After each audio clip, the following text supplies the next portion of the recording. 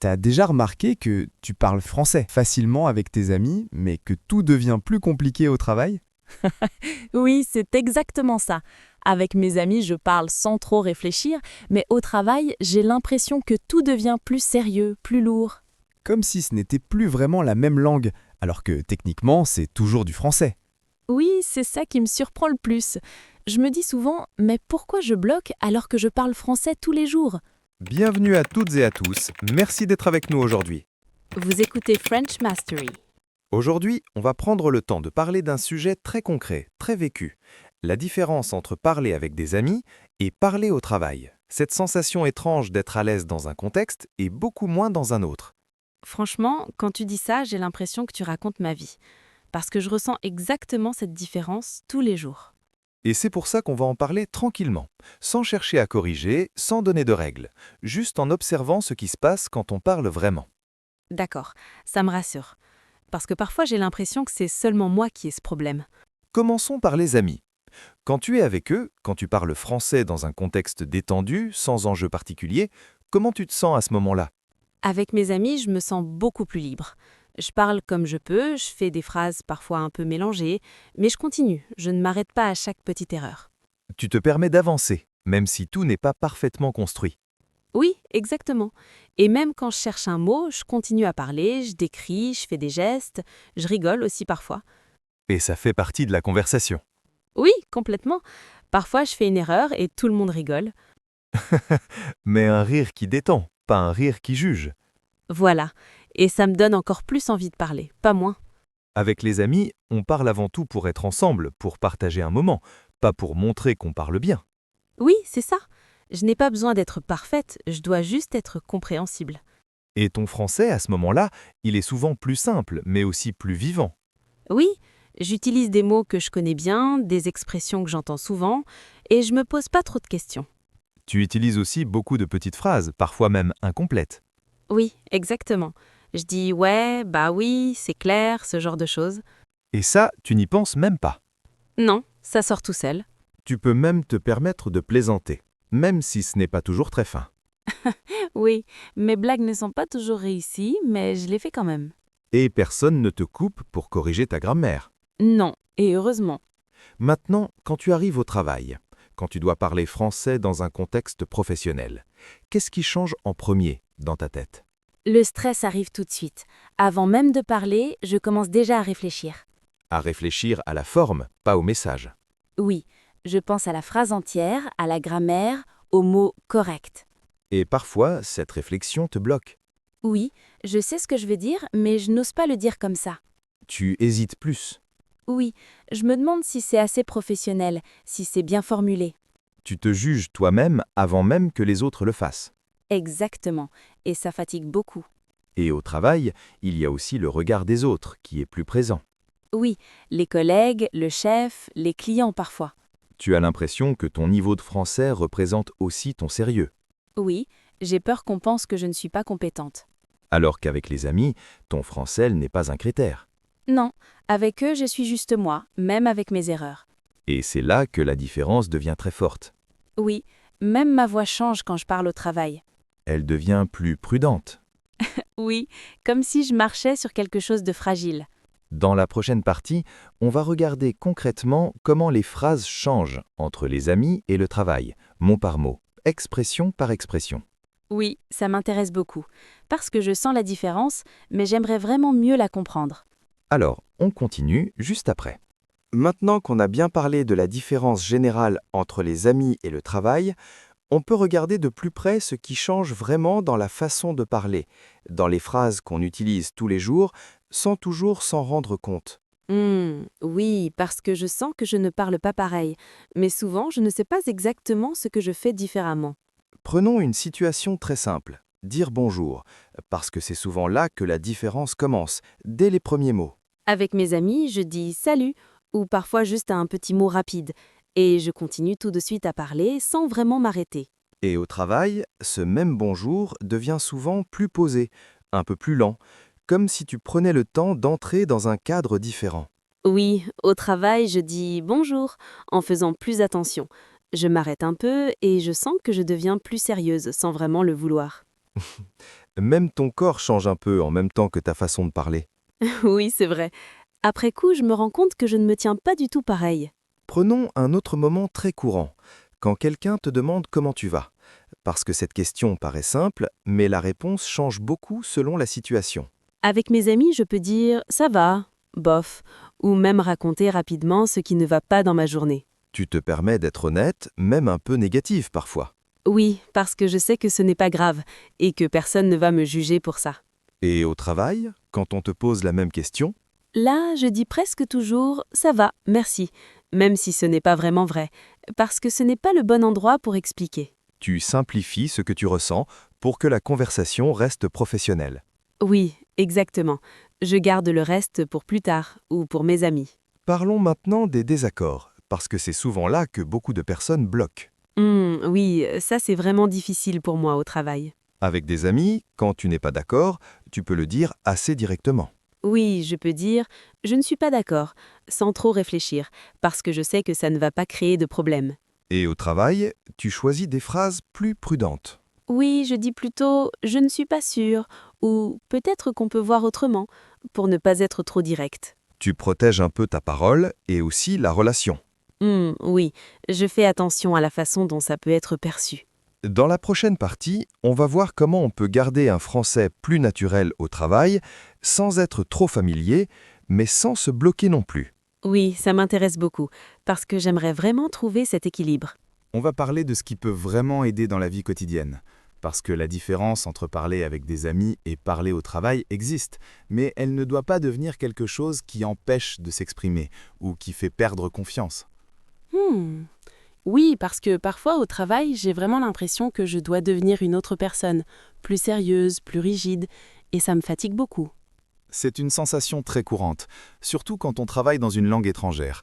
Mais en réalité, on peut rester soi-même tout en ajustant légèrement sa façon de parler. Ça me rassure, parce que parfois je me dis que je ne serai jamais totalement naturelle en français au travail. La première chose importante à comprendre, c'est que même les Français, entre eux, ne parlent pas toujours parfaitement au travail. Ils hésitent, ils cherchent leurs mots et ils reformulent très souvent. Oui, maintenant que tu le dis, j'entends souvent mes collègues commencer une phrase, s'arrêter, puis la dire autrement. Exactement. Et ça fait partie du français oral normal, même dans un contexte professionnel. Ce n'est pas un signe de faiblesse. Donc je n'ai pas besoin de parler comme dans un email ou comme dans un livre pour être crédible. Non, au contraire. Parler trop écrit à l'oral peut parfois créer plus de distance et rendre la communication moins naturelle. Je crois que parfois je cherche des phrases trop compliquées parce que je veux montrer que je parle bien. C'est très humain, mais au travail, ce qu'on attend surtout, c'est un message clair, compréhensible, même s'il est simple. Oui, finalement, quand je parle avec mes amis, je vais droit au but et tout le monde comprend. Et c'est exactement ce que tu peux essayer de faire aussi au travail, en utilisant des phrases que tu maîtrises bien sans chercher à impressionner. Donc je peux arrêter de chercher des mots compliqués que je n'utilise jamais dans la vraie vie. Oui, et tu verras que tu gagneras en fluidité et que les échanges seront plus naturels. Et pour l'humour, parce que ça me manque un peu au travail, est-ce que c'est possible d'en garder quand même ? Oui, mais il faut y aller doucement, surtout au début, en observant comment les autres plaisantent, à quel moment et avec quel ton. Donc plutôt des petites remarques légères, pas des grandes blagues. Exactement, quelque chose de simple. Un sourire, une phrase courte qui montre que tu es à l'aise sans prendre trop de risques. Vu comme ça me semble plus accessible. Une autre chose très importante, c'est d'accepter les silences, parce qu'au travail, le silence n'est pas toujours négatif, il peut aussi montrer qu'on réfléchit. C'est vrai que j'ai souvent peur du silence, surtout quand je parle français. J'ai l'impression que je dois remplir absolument. Beaucoup de personnes ressentent ça. Mais en réalité, prendre une seconde pour réfléchir est souvent perçu comme quelque chose de normal, voire de professionnel. D'accord. Je vais essayer de moins paniquer quand il y a un blanc dans la conversation. Et puis, il y a la reformulation, qui est une vraie force quand on apprend une langue, surtout au travail. Reformuler, c'est redire la même chose autrement quand on sent que ce n'est pas clair ? Oui, exactement. Et ça peut se faire naturellement, sans s'excuser, sans dire que ton français n'est pas bon. Je me rends compte que je fais déjà ça avec mes amis, sans y penser. Voilà, donc tu sais déjà le faire. Il faut simplement oser le faire aussi dans un contexte professionnel. Ah, vu comme ça, j'ai l'impression que j'ai déjà plus d'outils que je ne le pensais. Et c'est souvent le cas. On a les ressources, mais le contexte nous fait douter. Oui, et avec le temps, j'imagine que ça devient plus facile. Exactement. Et c'est justement ce dont on va parler dans la dernière partie, cette évolution progressive et la façon dont la frontière entre amis et travail peut devenir de moins en moins forte. Oui, j'ai vraiment envie d'entendre ça, parce que j'aimerais me projeter un peu dans l'avenir. Maintenant, j'aimerais qu'on parle d'un moment très précis que beaucoup de personnes vivent au travail, celui des réunions, parce que c'est souvent là que la différence entre amis et travail devient encore plus visible. Oui, les réunions, pour moi, c'est vraiment le moment le plus difficile, surtout quand il y a beaucoup de monde.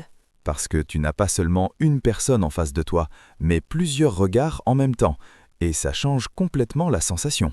Oui, exactement. Quand je parle avec des amis, je vois leurs réactions, mais en réunion, j'ai l'impression que tout le monde m'écoute en même temps.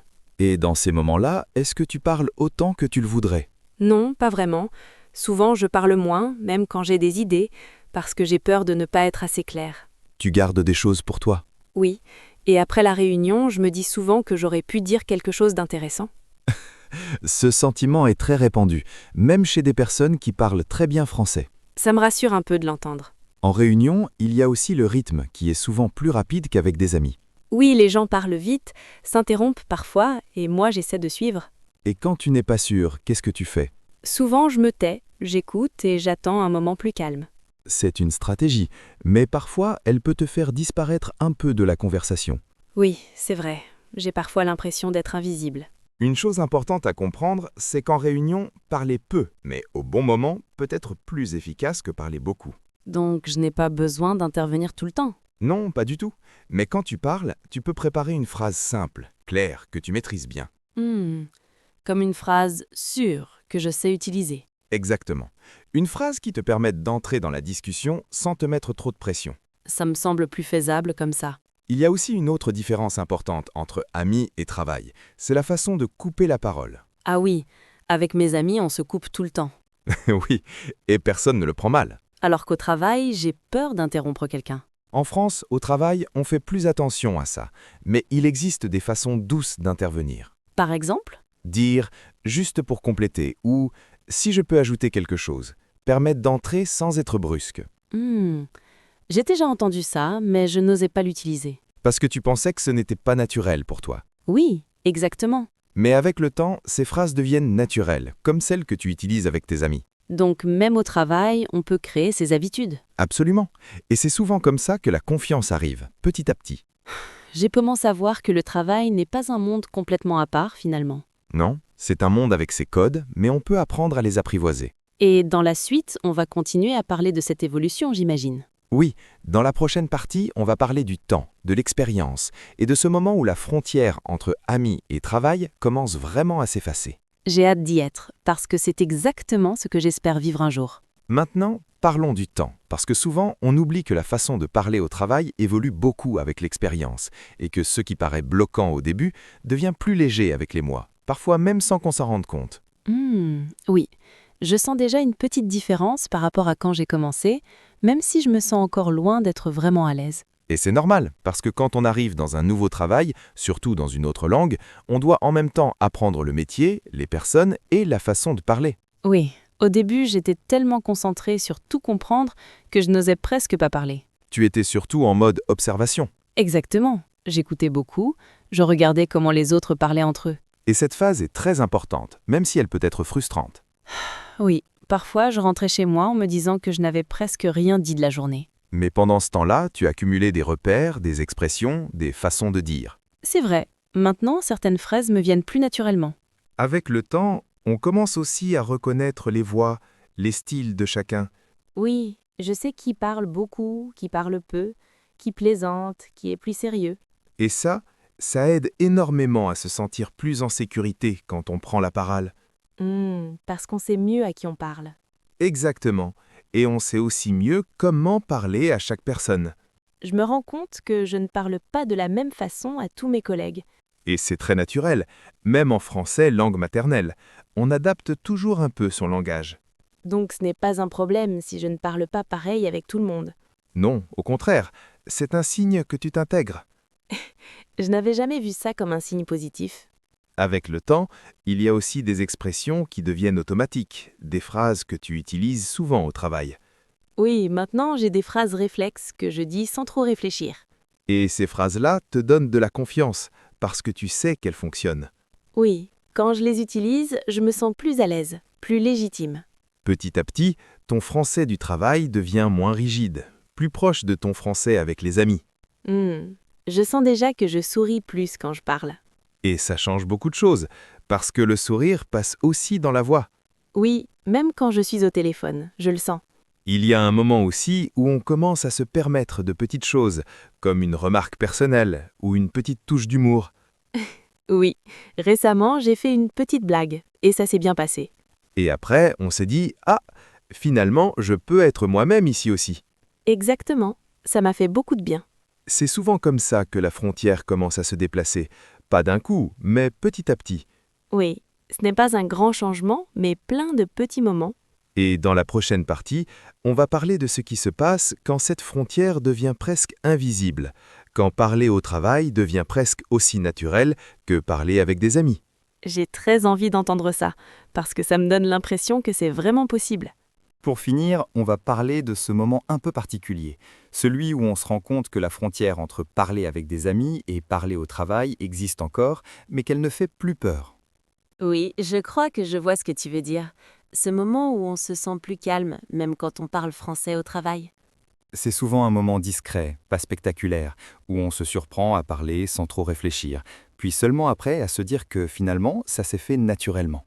Oui, parfois je parle, et après je me dis « Ah, je n'ai même pas repensé à la grammaire ». Et ça, c'est un signe très fort, parce que ça veut dire que ton attention est revenue sur le message, pas sur la langue. C'est vrai, et je me rends compte que ces moments arrivent de plus en plus souvent. À ce stade-là, parler au travail ne demande plus la même énergie qu'avant, même si certaines situations restent plus formelles. Oui, je sens qu'il y a encore des moments plus stressants, mais globalement, je me sens plus solide. Tu sais aussi que tu as le droit d'être toi-même, même dans un cadre professionnel, sans chercher à copier exactement la façon de parler des autres. Oui, j'ai arrêté d'essayer de parler comme mes collègues, et j'ai commencé à parler comme moi. Et souvent, c'est là que la communication devient plus authentique, plus fluide, parce que tu n'es plus en train de jouer un rôle. Oui, j'ai l'impression que les gens me comprennent mieux et que les échanges sont plus simples. À ce moment-là, les différences entre amis et travail ne disparaissent pas complètement, mais elles deviennent normales, presque confortables. Oui, je ne cherche plus à parler pareil partout. J'accepte que ce soit différent. Et cette acceptation enlève énormément de pression, parce que tu ne te compares plus en permanence à une version idéale de toi-même. C'est vrai, je me compare beaucoup moins qu'avant, et ça change tout. Finalement, apprendre à parler français dans différents contextes, ce n'est pas apprendre plusieurs langues, c'est apprendre à être soi dans plusieurs situations. Ah, je n'avais jamais vu ça comme ça, mais ça me parle beaucoup. Et ce chemin-là prend du temps, mais chaque conversation, chaque petite victoire, même discrète, compte vraiment. Oui, maintenant je vois mes progrès autrement, pas seulement avec le vocabulaire ou la grammaire. Et si on devait retenir une chose, ce serait peut-être ça. Parler français, ce n'est pas chercher la perfection, c'est chercher le lien. Oui, le lien avec les autres et aussi avec soi-même. Merci pour cette conversation, et merci à celles et ceux qui nous ont écoutés jusqu'au bout. Oui, merci d'avoir été avec nous, et j'espère que cette discussion vous a parlé autant qu'à moi. On se retrouve très bientôt pour une nouvelle conversation dans French Mastery. À très bientôt!